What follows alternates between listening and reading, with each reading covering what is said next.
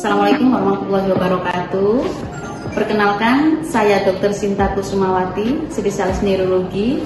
Saat ini saya sebagai dosen di Fakultas Kedokteran Universitas Islam Malang dengan pengampu kuliah ilmu penyakit saraf. Saat ini saya berada di prodi profesi kedokteran, di mana salah satu program mata kuliah saya adalah pemeriksaan nervus cranialis, yaitu bagian dari pemeriksaan neurologi.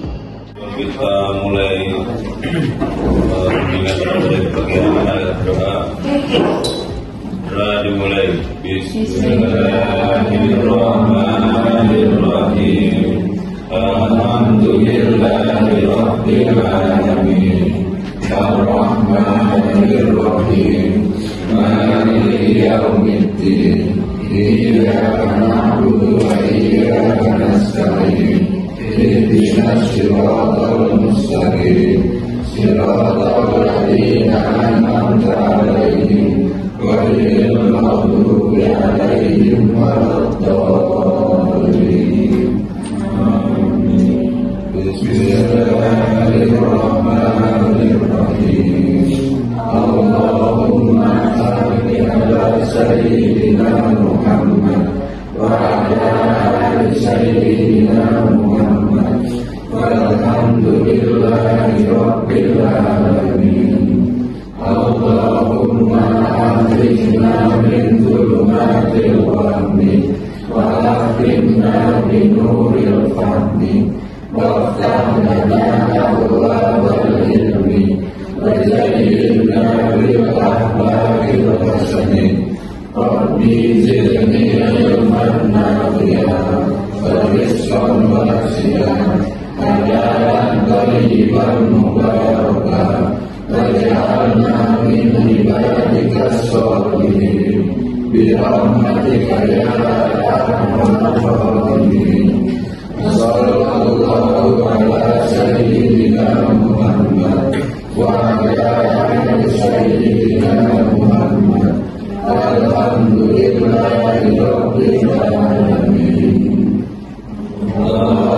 Allahumma sholli ala nuril anwar wa sirril asrari wa diriyamil adyan wa miftahil babil yasari sayyidina wa maulana Muhammadin al-Muhtar wa alihi al-athari wa ashabihi al-aliyah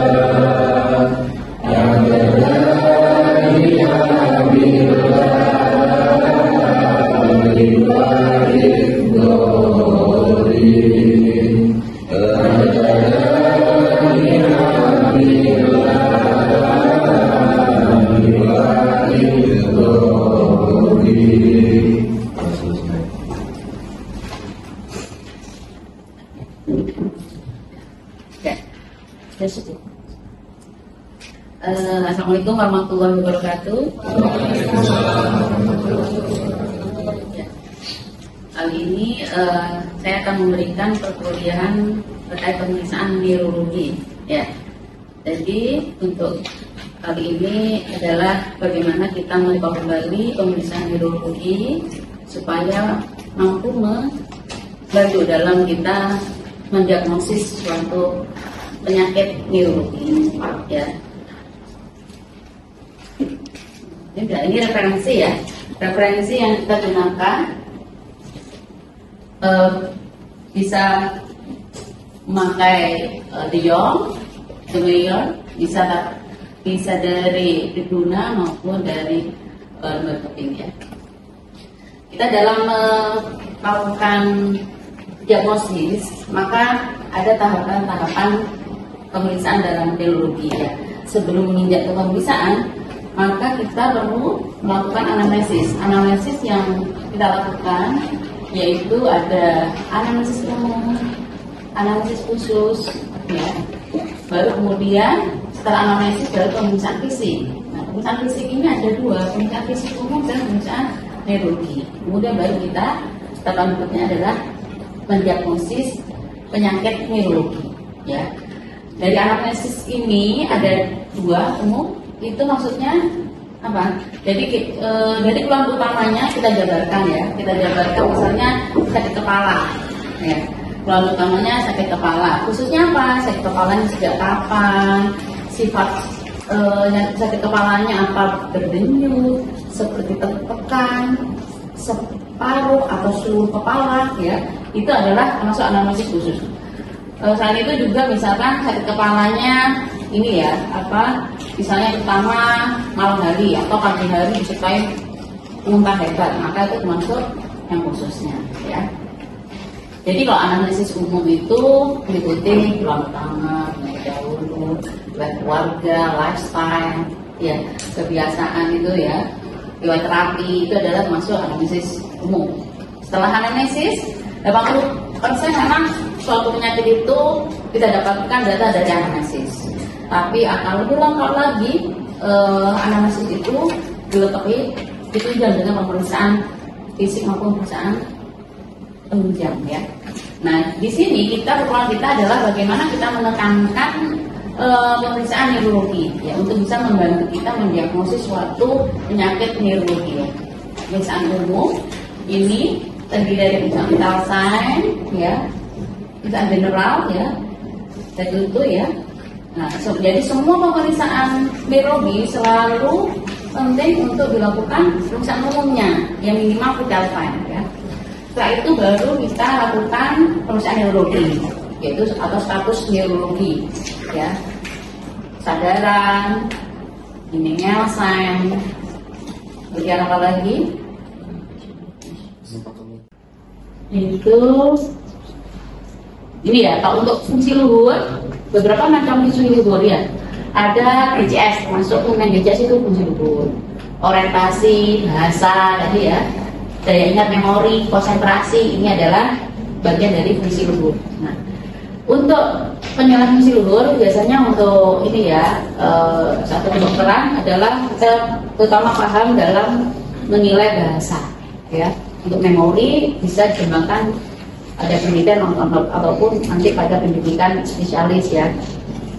Untuk yang bahasa ada 6 komponen domain yang perlu kita nilai, ya, yaitu fluensinya, komprehensinya, repetisi, naming, reading, sama writing. Ini bagaimana, ya, bicara spontan tidak, kemudian ininya, ya, paham tidak, bisa mengulang tidak, kemudian bisa menyebutkan nama tidak, membaca dan menulis, ya.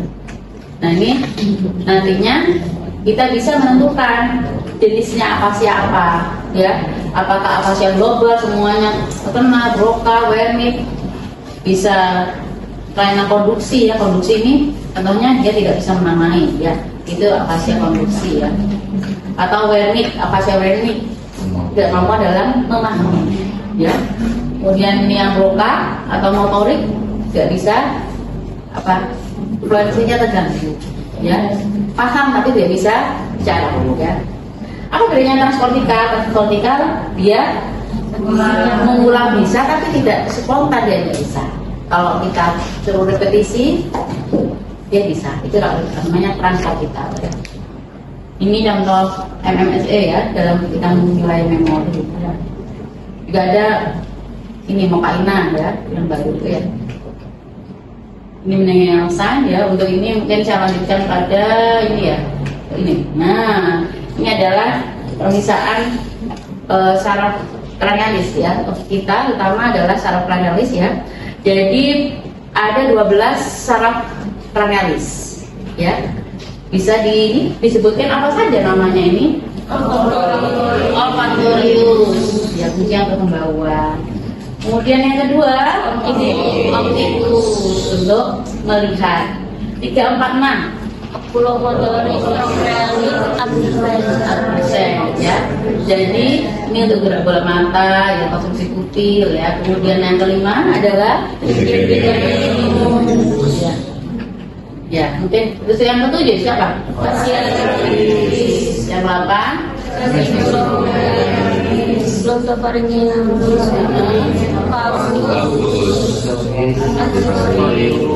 Nah, sekarang coba saya ingin salah satu menyebutkan yang menginovasi wajah kita itu untuk motoriknya siapa? Kenapa fasialis? Itu yang fasialis yang bagian apa? Yang menginovasi wajah bagian apanya? Bagian apanya? Yang menginovasi wajahnya?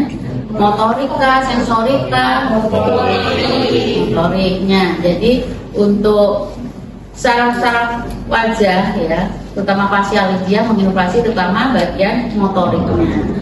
Untuk sensoris wajah diinovasi oleh nervus ya. Jadi jangan ini ya bingung ya. Jadi untuk yang sensoris terutama diinovasi oleh trigeminus. Kalau motorik wajah itu fasialis. Kalau lidah motoriknya adalah sensorisnya adalah fasialis dan glosopharyngeus ya. Jadi beda ya, sama-sama wajah tapi tidak semua satu saraf semua ya. Oke ya. Kita lanjutkan lagi ya. Atas. Kalau medial atas berarti dia oblikus superior. Tapi harusnya dia kan normalnya nggak ke depan, tapi dia mengarah atas. Berarti apa? Padahal ini tidak dilakukan gerakan ya. Transforman dia medial atas. Pastinya dia apa? Lumpuh yang oblikus inferiornya. Oblikus ini, kalau ini yang sini apa namanya?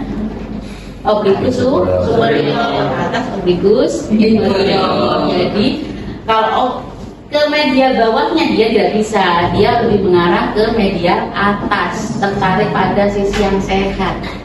Ya, ke medial bawah dia sulit, oblikus superior. Maka ini tas kelainan pada nervus 4 trochlearis yang menginovasi oblikus superior melihat medial bawah. Jadi kelainannya paresisnya pada mata yang kanan ya, karena dia sulit melihat medial bawah oblikus superior. Kalau seperti ini kita melihat ke depan ya, pasien melihat ke depan. Mata yang mana yang tidak normal adalah mata yang kanan, karena dia tertarik ke medial. Berarti yang paresisnya adalah rectus lateralis dextra. Dextra berarti apa? Ya. Rectus berarti ada paresis nervus abducens yang sudah mulai paham ya? Ya, jadi kalau pada kondisi diam dia akan lebih tertarik pada sisi sehatnya ya, kas itu. Baru kemudian pada waktu bergerak dia pada sisi yang sakit, yang paresis ya, ini kan kondisi dia melihat lurus ke depan. Ada yang ditanyakan dari yang 1 sampai 6 sebelum kita lanjutkan? Belum ya. Nah, ini kita lanjutkan pada nervus trigeminus ya. Ini ada 3 area perifit ya, seperti pemetaan ini ya. Ini kan pemeta dermatom ini ya. Nah, ini ada 3 area, ophthalmicus, mandibula, salah ya, ophthalmicus, P1, P2 dan P3. Ini untuk area dermatom trigeminus yang perifit. Ya, kenapa ini oblik ini? Berarti menunjukkan saat kita melakukan pemeriksaan, kita aksiran sensoris kita, ya, maka oblik juga tidak boleh horizontal. Kalau horizontal maka akan melewati beberapa area. Harus oblik ini, obliknya. Hidung atas ini ophthalmika, hidung bawah sampai mulut bagian atas ini masih. Bawahnya adalah. Kalau yang sebelah sini, union shape. Union shape ini adalah khas pada kelainan nervus 5 yang sentral. Ya, kalau ini yang perifer, ya. Kalau ini yang sentral, ya. Seperti union set di tengah ini. Jadi misalnya kebasnya itu seperti dengan nih, ini, sekarang ini, ya, enggak gitu ya. Selain sensoris, ya, trigeminus juga menginvasi otot-otot motorisnya. Contohnya apa? Masseter dan temporalis. Kemudian akan membuka mulut, musculus stridioideus, ya, musculus stridioideus externus, yaitu ada 3 deviasi pada rahangnya.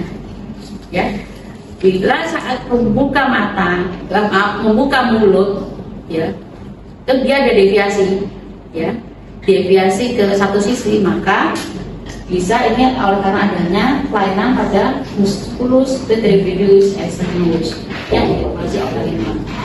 Dia akan berdeviasi ke arah lesi, misalnya, maaf ya, waktu buka mulut, kemudian deviasi ke kiri, maka varisesnya tidak ke kanan, kiri, ya. Karena deviasinya ke kiri. Dan itu juga ada refleks namanya jaw refleks. Oke, bisa ya langsung ini kita praktekkan. Ada yang tak terlalu berat ya. Ini saya akan praktekkan bagaimana jaw refleks atau refleks masseter ya. Nah, refleks masseter jadi kita seperti ini ya. Ini dagunya kita tahan dengan jari kita ya. Tidak boleh, ini tidak boleh ya. Tapi harus ada tahanan ya. Tahanan, kemudian kita baru perkusi ya. Dibuka sedikit. Ya. Maka dengan jantung kita perkusi. Perkusi ditahan di jari pemeriksa. Responnya bagaimana? Ya, saat kita perkusi, biasa aja ya, nggak usah biasa aja ya. Nah, responnya kalau normal, diam, tidak bergerak atau menutup sedikit, bergerak sedikit, itu normal. Kalau tidak normal, nanti misalkan ada nutup dengan keras ya, coba nanti dipadakan ditutup dengan keras. Nah, seperti itu berarti tidak normal. Berarti bila ada mengatuk keras saat dilakukan perkusi, menunjukkan adanya lesi UMN atau LMN? UMN. Ya, kelainan UMN. Itu khas pada refleks masseter atau jaw refleks. Ada yang masih bingung? Atau sudah jelas? Jelas. Ibu jantung kita lembut. Jadi Pak, misalnya pas kita beri dari arah kanan, maka saya beri ke kiri, menjauhi arah, kemudian kita arahkan ya pada ligus, kita sentuh dengan ujung apas. Ya, akan datang negatif atau tidaknya. Ya. Nah, ini menginjak nervus facialis ya, 7 ya. Di sini kita inspeksi. Pada saat inspeksi ada tidak? Ada yang simetris atau asimetris pada otot-otot wajahnya. Nah, seperti ini kan kita inspeksi ya. Ini, oh yang ini yang sebelah A ini asimetris pada otot-otot dahinya. Yang ini simetris, ini asimetris. Kemudian pada segmen bawahnya, ya, keduanya asimetris. Ya. Jadi pada facialis itu motorik ada 2, segmen atas dan segmen bawah. Ya. Mata ke atas itu adalah segmen atas, di bawah mata segmen bawah. Apa yang membedakan kenapa dibagi 2 itu? Jadi pada segmen atas pada kelainan UMN biasanya kelainan UMN hanya didapatkan paresis motorik segmen bawahnya saja yang asimetris. Kalau elemen semua separuh asimetris. Segmen atas, segmen bawah, asimetris ya. Nah, ini beberapa otot-otot wajah ya yang diinovasi oleh yang 7 ya.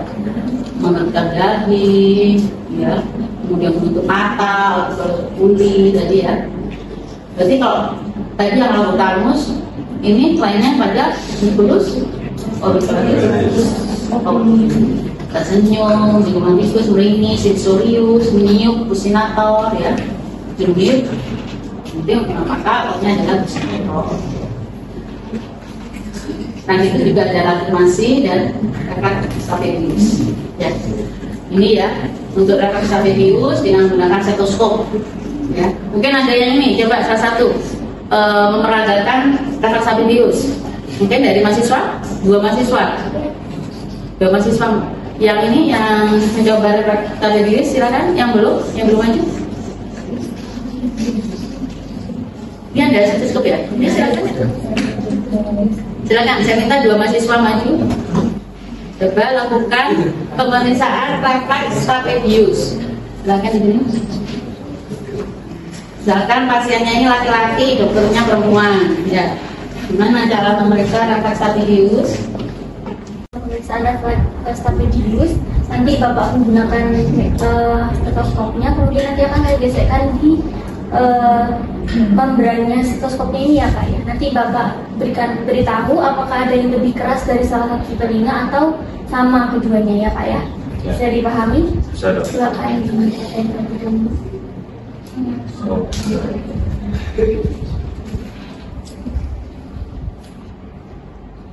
Saya gesek ya Pak ya.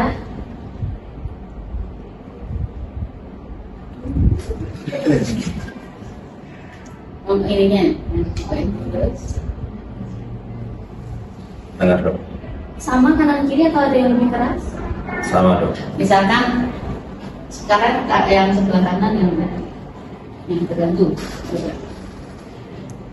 Saya ulangi ya Pak ya. Lebih keras yang kiri. Yang kanan terganggu berarti yang kanan akan terdengar lebih keras. Ya. Kalau yang mengalami paresis, maka itu yang akan terdengar lebih keras saat apa? Diafragmanya digeser. Digeser bisa menggunakan gerakan jari kita atau garpu sama, ya. Sudah sakitnya. Jadi apabila salah satu telinga yang mengalami suara yang paling keras itu namanya apa? Hiperambulasi. Berarti menunjukkan adanya paresis musculus stapedius yang diinervasi oleh pasien. Apa fungsinya? Kenapa pada yang hiperakusis, ya? Hiperakusis kan berarti suaranya terdengar keras, ya. Berarti kenapa seperti itu? Oleh karena apa? Fungsi dari musculus stapedius dia meredam suara, sehingga bila ada paresis dia tidak bisa meredam suara. Kenapa? Refleks stapedius ini dinamakan refleks stapedius karena adanya paresis musculus stapedius. Sudah paham? Sudah paham ya? Yang lain sudah paham semua? Silakan.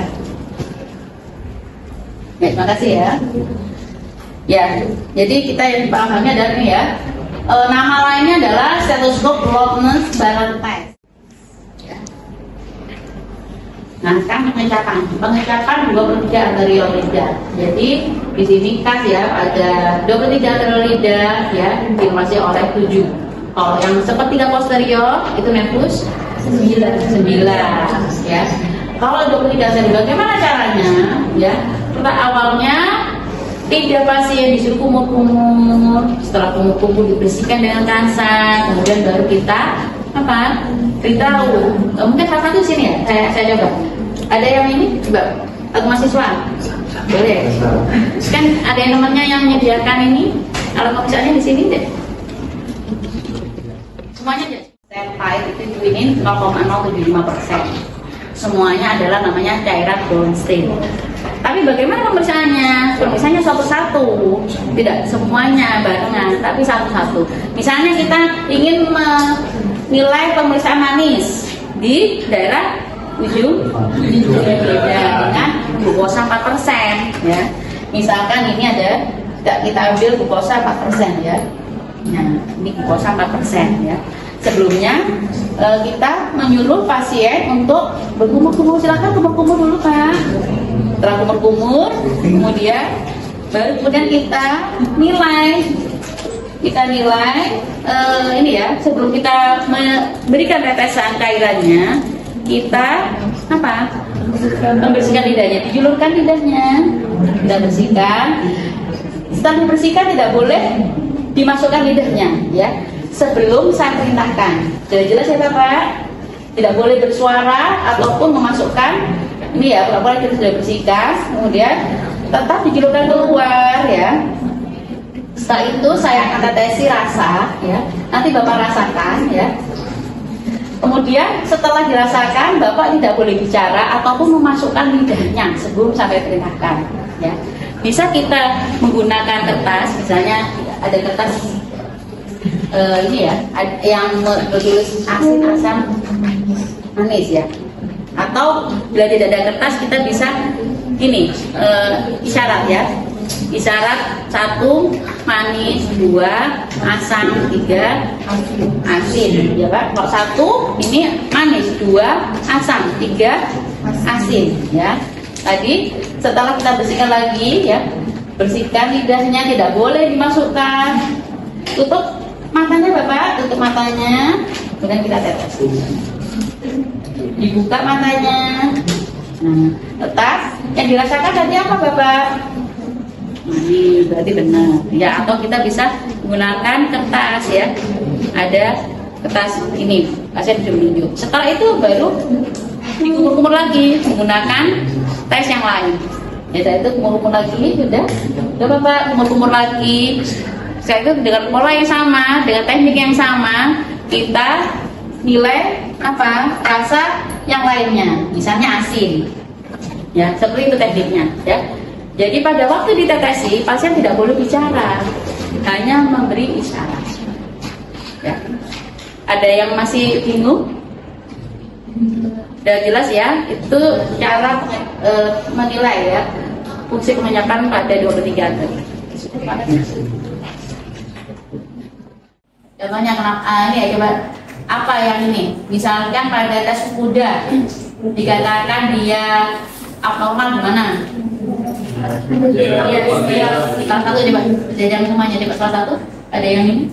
Saat pasiennya dia juga berubah posisi 30 derajat Celcius. Cara dari awalnya ya. Dia pada tes ya benar ya. Tes kuda adalah pasien apa nih? Melangkah berapa? Melangkah di depan berapa langkah? 50 langkah. Sisinya topisnya adalah sisi kiri. Kalau rombak ya, rombak mungkin kelas 1 ya, kayak ini rombak ya, rombak sepertinya rombak. Nah ini dirapatkan ya, kemudian turun ke depan. Ini dinilai saat mata terbuka ya.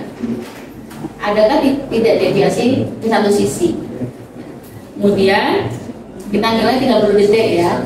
Setelah 30 detik lewat, kemudian kita suruh pasiennya menutup mata. Pasien pemeriksa harus berdiri di belakang pasien untuk menjaga supaya tidak jatuh ya. Saat mata tertutup, kita lihat ada deviasi tidak. Jadi pada rombak kita menilai mata sudah, mata terbuka sama mata tertutup. Ya, kenapa demikian? Untuk menilai fokusnya ya. Misalkan pada mata terbuka, pasien misalnya jatuh ke kiri, dari kiri, nah sekitar yang lagi ya, mata terbuka, kita lihat sekitar 30 detik, kemudian ternyata pasien jatuh ke kiri gini. Menunjukkan apa? Dugaan ada kelainan topis di cerebellum sebelah kiri. Mungkin itu saja. Terima kasih atas perhatiannya. Untuk perkuliahan kali ini saya akhiri. Wassalamualaikum warahmatullahi wabarakatuh. Waalaikumsalam warahmatullahi wabarakatuh.